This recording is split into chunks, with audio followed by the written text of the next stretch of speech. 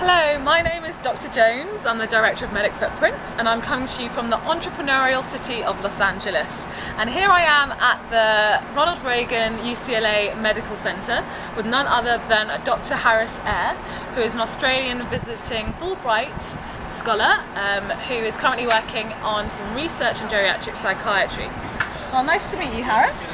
So Harris and I actually met via LinkedIn social networking, and this is how I ended up here because we have similar interests. So tell me, Harris, I see you as the Don for networking because you've introduced me to probably 30, 40 people since I've been here. So please explain how does it work and why do you network and how has it kind of helped you progress in your career so far?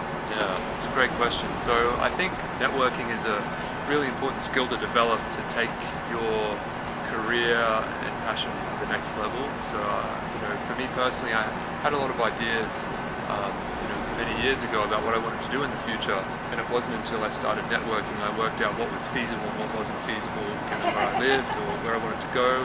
So it's really great for that, for sort of sounding out the ideas that you have. But I think if to network effectively, some advice that I would have is think about what's your passion and what's your sort of mission in your professional life, and try to target some specific organizations in your area that are very similarly aligned with what you're trying to do. So if we're talking about medical entrepreneurship, when I came to the States, I found out that there's this thing called the Society of Physician Entrepreneurs. It's a great organization. I reached out to them and essentially met a bunch of like-minded people through that so organization. we were spending some time with Dr. Rania Narcissus earlier on today, who's a chapter lead for SOAP, and she's a very interesting character, isn't she? Yeah, totally. And Rani is a great example of a medical entrepreneur. She's very inspiring, and she's the kind of person that hangs out and supports the SOAP organization, Society of Physician Entrepreneurs. I've met lots of good people through that organization, and similar models like that I think really should try to be replicated around the world, because it's a great way to network and ultimately progress your professional career.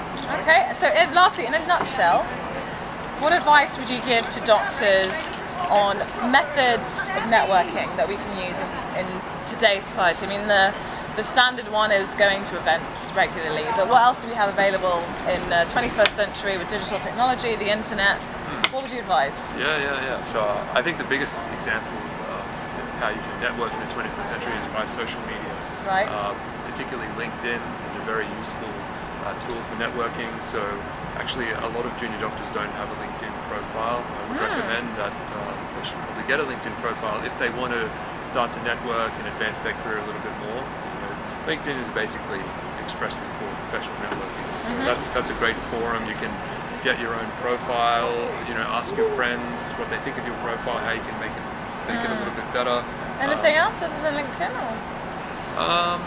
Twitter is probably another example of a way to network professionally. There are a lot of people that their Twitter posts aren't really social and they're sort of personal, they're mainly professional. So if you can also advance your professional career on Twitter and Facebook as well. If you really want to just have a professional profile, then that's a great way as well. Okay, well thank you very much, Dr. Eyre, for speaking to me. So there you have it. Social media brought me to Los Angeles to meet Dr. Eyre and all of his colleagues. So that's me, Dr. Jones, coming to you from Los Angeles at the Ronald Reagan UCLA Medical Center.